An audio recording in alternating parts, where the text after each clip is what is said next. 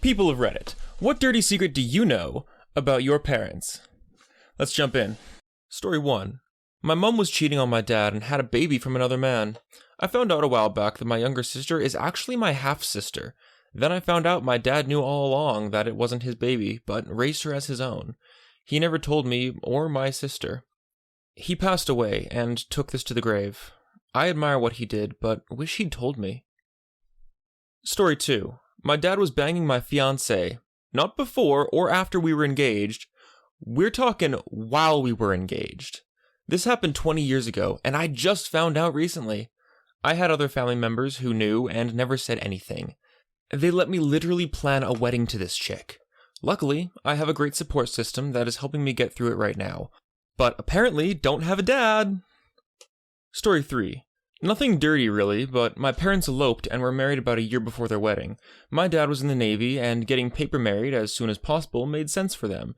They knew they wanted to get married, so the next time my dad's carrier docked in town, they had planned for her to sneak out of my great aunt and uncle's house in the middle of the night, where my dad would pick her up, and then they'd run off to the mountains to elope. My great aunt somehow picked up on this, and caught her packing in the middle of the night, and actually helped her pack. Then my great uncle met my dad when he pulled to pick her up at like 2 a.m. and told my dad that they knew what was up. Then he gave him some cash so that the two of them could stay in somewhere actually nice.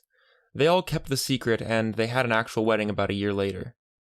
I'm curious what made this person's mom feel they needed to elope from their aunt and uncle's house when the aunt and uncle ended up being super chill and actually giving this person's dad some extra cash so they could have a proper honeymoon after eloping. It seems like they didn't need to at all. Like they were hiding it and they didn't need to. Maybe from the rest of the family, but the aunt and uncle seemed like they would have been totally on board with it because, well, they were totally on board with it. So I'd love to hear more about why that was. Story 4. Not sure if it's really a secret. When my dad retired, he finally had time to live the lifestyle he wanted, the swingin' lifestyle, without telling my mom, who was still working.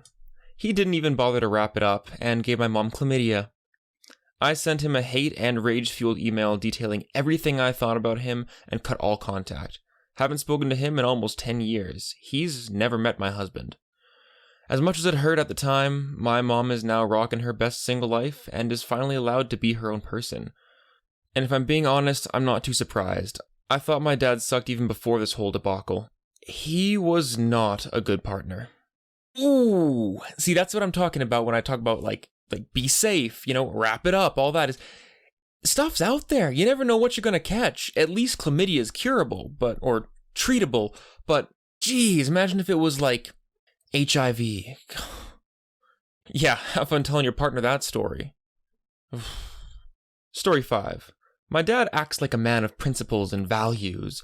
He keeps on lecturing me on how I should be a part of my family and be more responsible and stuff. But then, I also know that he's screwing a girl at his office. Every Sunday, he takes her to one of our apartments, which is far away in a hilly region, and they spend the night there. Also, he is continuously in touch with other girls and escorts trying to arrange a meet with them. He doesn't even know how to close the tabs on his web browser, so every time I go to open his phone, there are hundreds of tabs of various kinds of adult sites, Facebook chats with random girls and escorts, payment history to those various escorts, etc.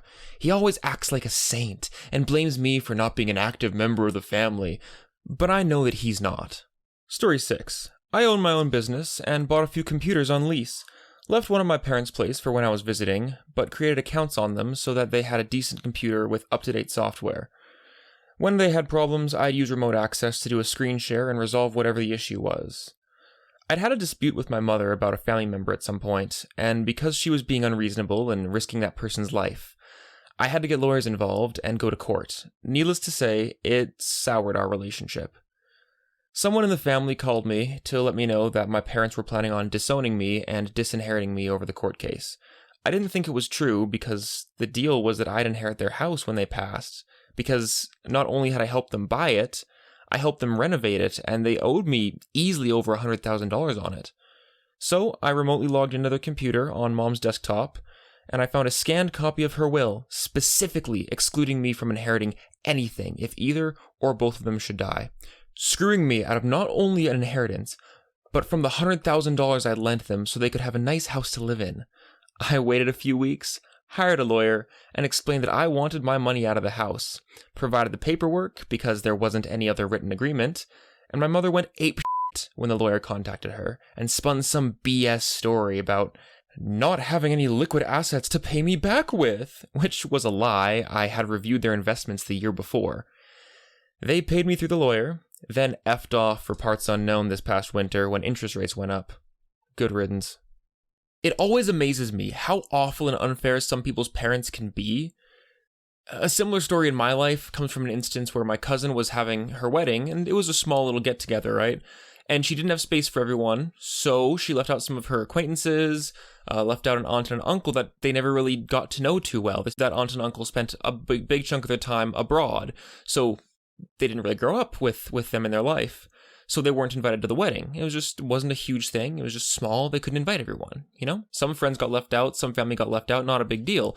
But my grandma got wind of this, and she was invited, by the way, but she caught wind that her son and her son's wife were not invited, and she absolutely lost it.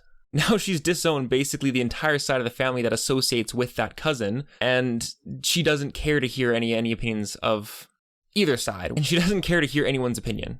And just assumes that we're all against her. I don't even know the entirety of what happened, but I'll leave her Christmas wishes or a birthday voicemail, and if I get her on the phone, it's just, I've got to go. Okay, thanks, Grandma. She she thinks that I'm against her because I am my mother's child, and she assumes that my mother was in on the conspiracy to try and leave out these two members of the family, so that now we must all be in on it. Like, it baffles me that someone can not care to hear the other side of the story, not care to listen to reason in any which way, shape, or form, to at least get a full picture before making their decision. It's incredible to me that some people can just, they could care less about getting an accurate picture of the situation before making their judgments. They just want to make a judgment and be stuck with that. She's going to take this anger to the grave. I'm certain of it. My mom's out of the will. Her sister's out of the will. Me and my brother, we're out of the will.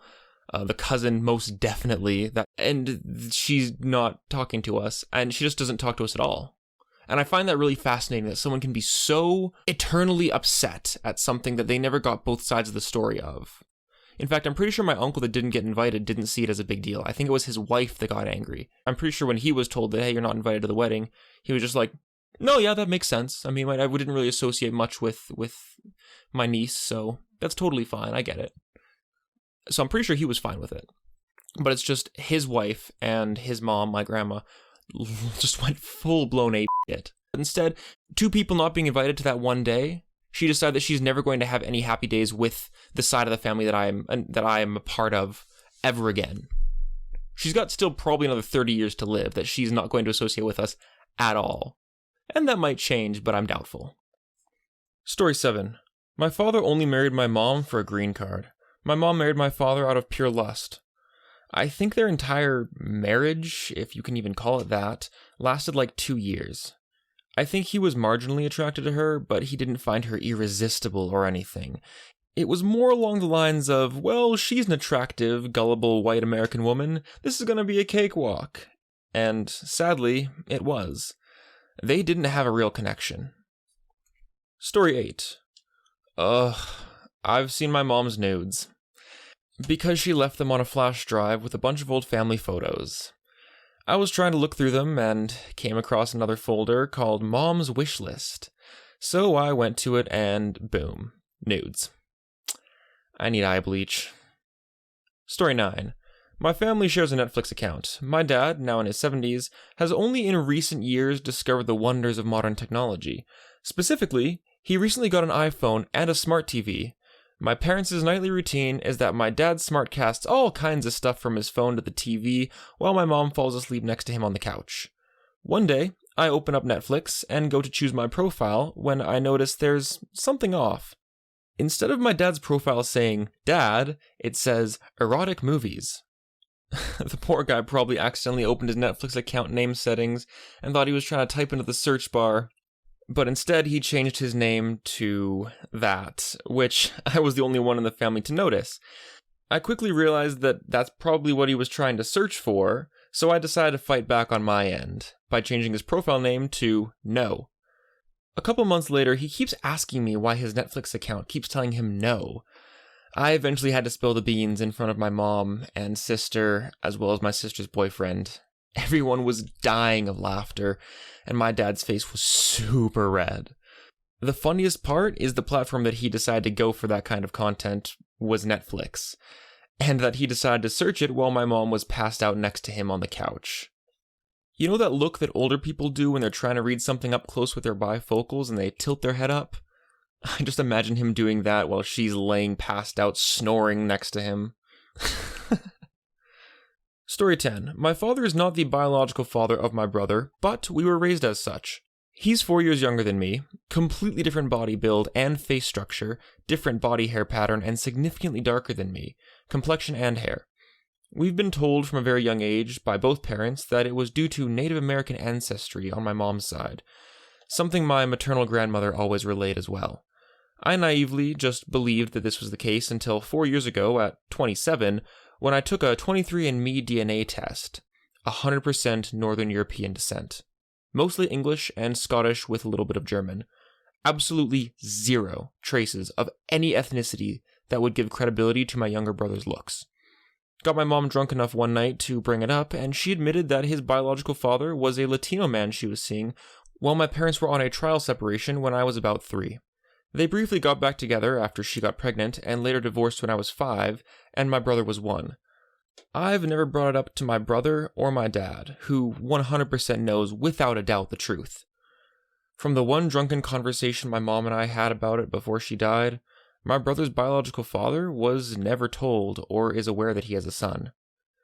Another less interesting one is that I know both my parents were married and divorced to other people in the 80s before they met.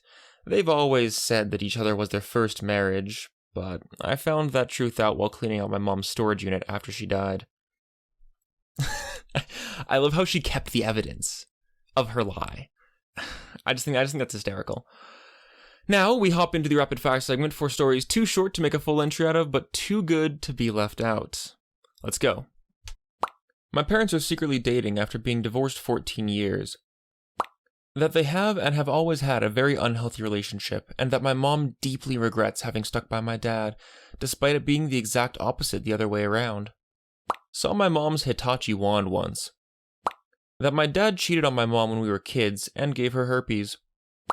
I know all of their secrets and have since I was a very young child. That's the downside of being the family therapist. Spoiler, there is no upside. I know what the final straw in my parents' marriage was. When I was 6, I saw my father hit my mother, and shortly after that, they were separated and later divorced. I was conceived in a threesome. My dad killed a guy. Both of my parents were cheating back in the 80s. My dad got a woman pregnant. She went and got an abortion, and my dad got a vasectomy. My parents will never openly admit it, but I was basically a friends with benefits baby. No, they're not married. They weren't even in a proper relationship.